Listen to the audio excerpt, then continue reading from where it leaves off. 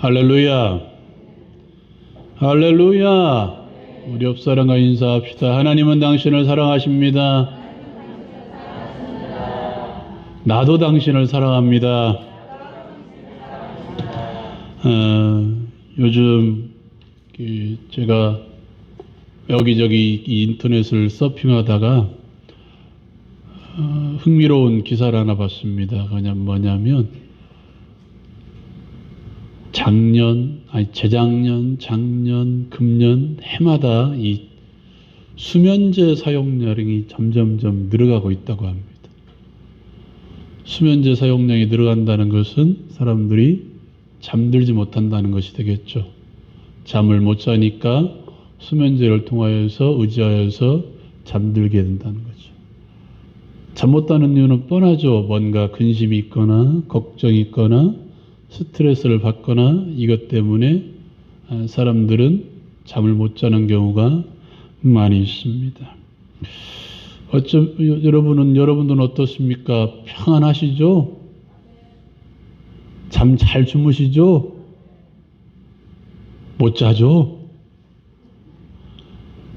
그냥 뜬 눈으로 밤을 뒤새우는 것 같아. 막 눈이 힘이 없네 다들. 옆 사람과 인사합시다. 평안하세요. 다시 한번 주님의 이름으로 평안을 빕니다. 여러분 오늘 말씀 가운데 어쩌면 이 사람은 오늘이 마지막 밤이 될지도 모르는 한 사람이 등장합니다. 오늘 말씀의 시작을 보면 헤롯 왕이 교회 중에 몇 사람을 해하려고 하는데 그 중에 한 명을 칼로 죽입니다. 2절 보니까 요한의 형제 야고보를 칼로 죽이니라고 말씀하고 있죠. 여기 말하는 요한의 형제는 세베대의 아들을 나타납니다. 그 사람을 칼로 죽입니다. 그런데 유대인들이 이것을 기뻐하는 것입니다. 사람들이 기뻐하고 호응해 주면 어떻게 할까요? 멈추는 게 아니라 더 하겠죠. 이제 헤롯 왕의 타겟은 누구를 향해 가냐면 베드로를 향해 갑니다. 또 실제로 베드로를 잡습니다. 문제는 그 기간이 무교절 기간이었습니다. 무교절은 약 7일 동안 계속되는 유대인들의 절기입니다. 이때에는 살인할 수가 없었나 봅니다. 그래서 그를 감옥에 가둡니다. 몇 날이 못 되어 이제 다음 날 새벽이면 베드로는 죽어야 될 그런 운명에 처해 있습니다.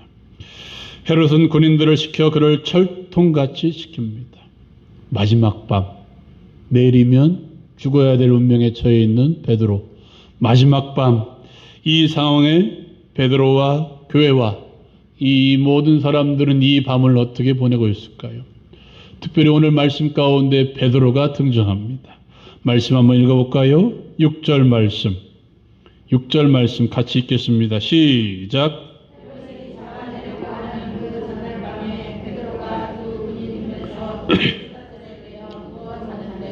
바숫꾼들이 문 밖에서 옥을 지키더니 아멘. 그 전날 밤에 베드로는 두 군인들 틈 사이에 매여 군인들과 함께 착고에 차서 있었습니다. 여러분 이 상황을 한번 생각해 보시기 바랍니다. 나를 죽이려고 하는 두 사람이 양쪽에 있어요. 잠을 잘 수가 있을까요? 못 잘까요? 못 자는 게 당연한 것입니다. 그런데 오늘 말씀 가운데 베드로는 누워 자는데 라고 표현하고 있습니다. 여러분 베드로는 너무나 당연한 듯이 잠이 들어 있습니다. 베드로는 예루살렘 교회의 수자였습니다. 지도자였습니다. 자기가 죽으면 교회는 어떻게 될까? 베드로에게는 가족이 있었습니다. 자기가 죽으면 가족은 어떻게 될까? 또 누구는 이 일을 해야 되는데 저 일을 해야 되는데 하는 그런 걱정거리가 있었다면 베드로는 잠들지 못했을 것입니다. 그런데 베드로는 쉽게 잠이 들었습니다. 평안하게 잠들 수 있었습니다.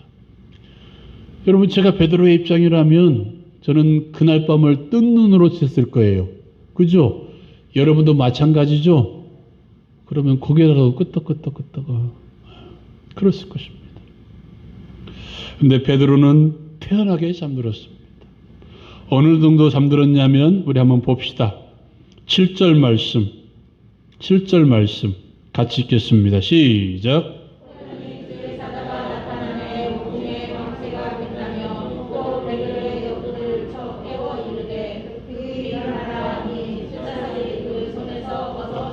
아멘. 어른이 주의 사자나가 나타나며 옥중에 광채가 빛나며 라고 이야기하죠.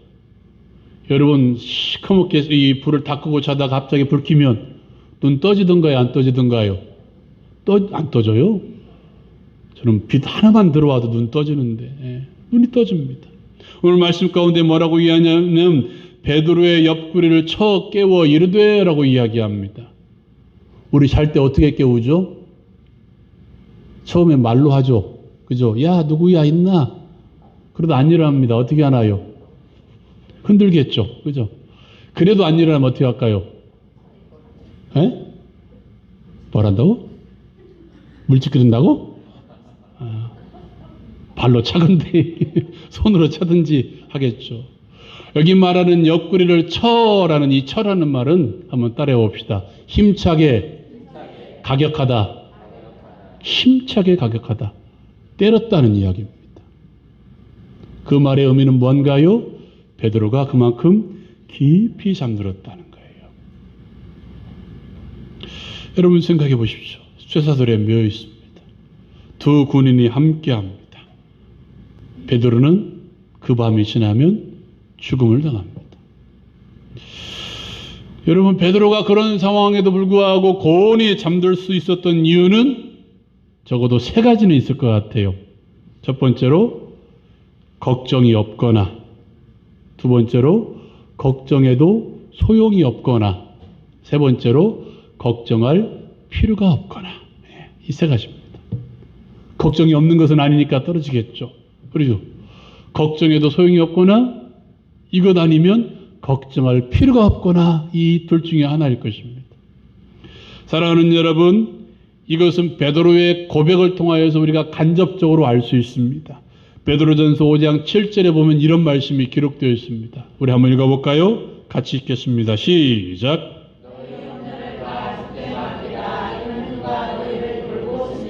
너희 염려를 다 주께 맡기라. 이는 그가 너희를 돌보심이라 라고 베드로가 고백하고 있습니다. 이 말의 의미는 베드로는 걱정이 없는 것도 아니고 걱정해도 소용이 없는 것도 아니고 세 번째, 걱정할 필요가 없었다는 것입니다.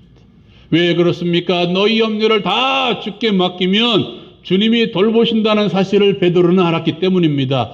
내가 가지고 있는 모든 염려를 주께 맡기면 주가 나를 돌보아 주실 것이라는 믿음이 베드로에게 있었다는 것입니다. 내가 염려하기보다 나의 염려를 주께 맡기면 주가 돌보실 것을 믿음으로 알았기 때문입니다. 사랑하는 여러분, 해결할 수 없는 문제가 이 손에 있습니다. 손에 있는 이 해결할 수 없는 문제를 내가 꼭 쥐고 있으면 어떻게 될까요? 누구도 가져가지 못하고 누구의 것이 됩니까? 내 것이 되는 거예요. 해결하지 못하니까 어떻게 해요? 속이 상하겠죠. 속이 타겠죠. 근심이 늘어나겠죠. 낙심하겠죠. 절망하겠죠. 때로는 사람을 원망할 수도 있겠죠. 내 손에 꼭 쥐고 있으니까. 우리가 잘 알듯이 여기 말하는 주께 맡기라라는 이 맡기라라는 말은 던져버린다라는 말입니다. 내가 쥐고 있는 이 손에 쥐고 있는 염려 근심거리를 어떻게 하라고요? 주께 던지라는 거예요. 내가 들고 발버둥 치기보다는 이것을 주께 던져버리면 이는 그가 너희를 돌보심이라. 할렐루야. 베드로는 이것을 정확하게 알았습니다. 내 손에 있는 염려를 한 손에 던져버릴 때 비로소 해방이 찾아오며 참된 평안이 찾아오며 비로소 깊은 잠을 잘 수가 있다는 사실을 우리는 깨달아 알 수 있어야 될 것입니다. 우리가 사방으로 오개쌈을 당하여도 그리스도 예수께서 우리를 위하여 친쳐주시기 때문에 우리는 염려할 필요가 없어요. 사방에서 적이 몰려온다 할지라도 그리스도 예수께서 내 사방을 둘러 진을 쳐주시기 때문에 염려할 필요가 없죠. 근심할 필요가 없죠. 걱정할 필요가 없죠. 두 번째로 교회는 우리가 잘 알듯이 기도했습니다. 말씀 한번 볼까요? 5절 말씀. 5절 말씀 같이 읽겠습니다. 시작.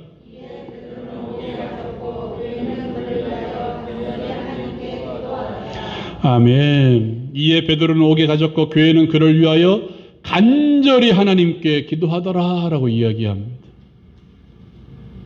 어떤 목사님이 간절이라는 말은 간이 저리도록 기도하는 게 간절이다 라고 말씀하는데, 이것을 정확하게 표현하면 이런 의미입니다.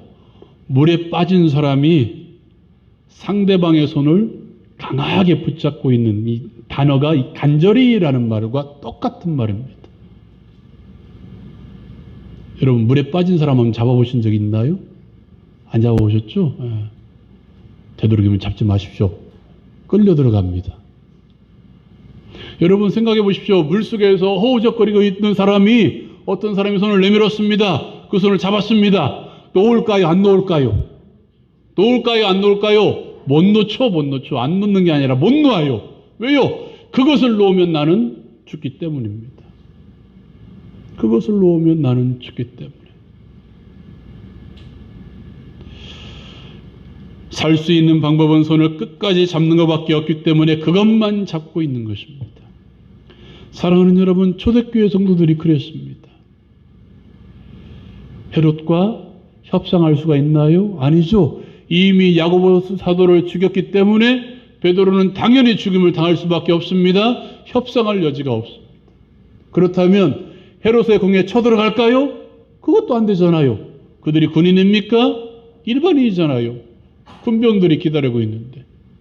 그렇다면 초대교회 성도들이 유일하게 할 수 있는 일은 뭔가요?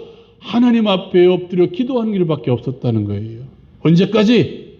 내 손을 잡아 끌어줄 때까지, 나를 물속에서 건져줄 때까지 기도하는 것밖에 없다는 사실입니다. 그래서 그들은 어떻게 했나요? 함께 기도했습니다. 읽지는 않았지만 12절 말씀이 이렇게 이야기합니다. 우리 한번 찾아볼까요? 12절 말씀 같이 읽겠습니다. 시작. 여러 사람이 거기에 모여 기도하고 있더라. 아멘. 여러 사람이 모여 거기에 모여 기도하고 있더라. 그들은 함께 기도했습니다. 통성으로 기도했습니다. 합심해서 기도했습니다. 그 기도에 능력이 있기 때문입니다. 사랑하는 여러분, 교회는 합심해서 기도하는 기도가 필요합니다. 교회는 함께하는 기도가 있어야 됩니다. 나 혼자 물론 열심을 다해 기도할 수 있죠. 새벽마다 개인적으로 기도할 수 있죠. 내 집에서 기도할 수 있죠. 그러나 교회에 정말 필요한 기도가 있다면 함께 모여 기도하는 그 기도입니다. 그래서 저희 교회가 금요일마다 모여서 기도하는 그 기도가 정말 필요한 기도입니다. 적은 숫자가 모일지라도 그 기도는 계속되어야 됩니다. 왜냐하면 그 기도에 능력이 있기 때문에, 그 기도에 역사하는 힘이 있기 때문에 우리는 함께 모여서 날마다 기도해야 된다는 거예요. 더 나아가 끝까지 기도해야 됩니다. 다시 한번 읽어볼까요? 5절 말씀. 5절 말씀 같이 읽겠습니다. 시작.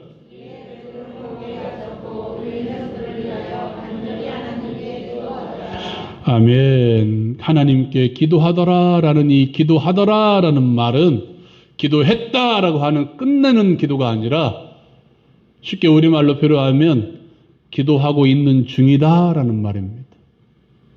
계속해서 기도하고 있는 중이다라는 말이에요.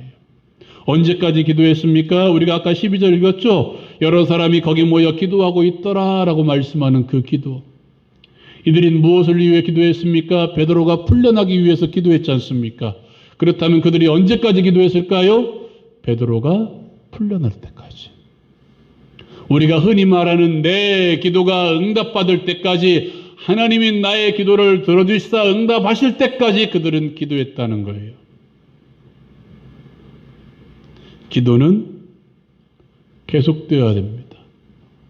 나의 기도도 마찬가지입니다. 교회의 기도도 마찬가지입니다. 모든 것의 기도도 마찬가지입니다.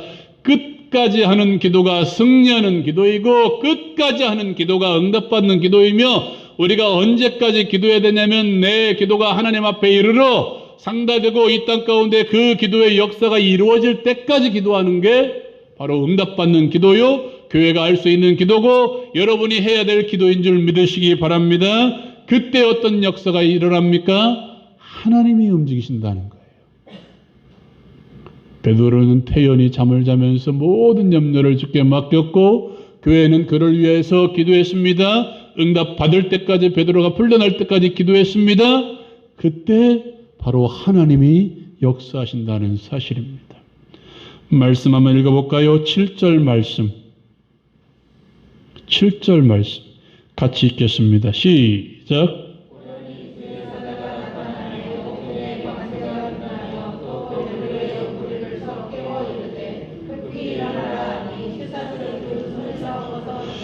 아멘. 7절 말씀에 보니까 호련히 주의 사자가 나타나매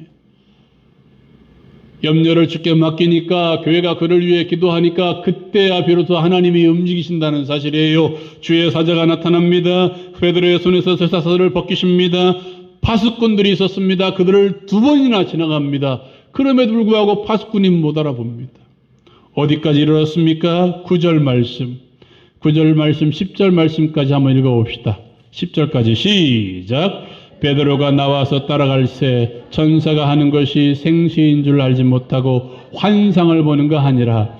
이에 첫째와 둘째 파수를 지나 시내로 통한 쇠문에 이르니 문이 저절로 열리는지라. 나와서 한 거리를 지나매 천사가 곧 떠나더라. 아멘. 주의 사자가 나타나니까 쇠사슬이 벗어지고 첫째 파수도 둘째 파수도 그냥 지나가며 쇠문이 맞닥뜨렸지만 그 문까지도 저절로 열려버렸습니다. 너무도 이상한 상황 위에 베드로는 내가 환상을 보고 있구나. 내가 환상을 보고 있구나. 사랑하는 여러분, 누가 이런 방법을 생각했겠습니까?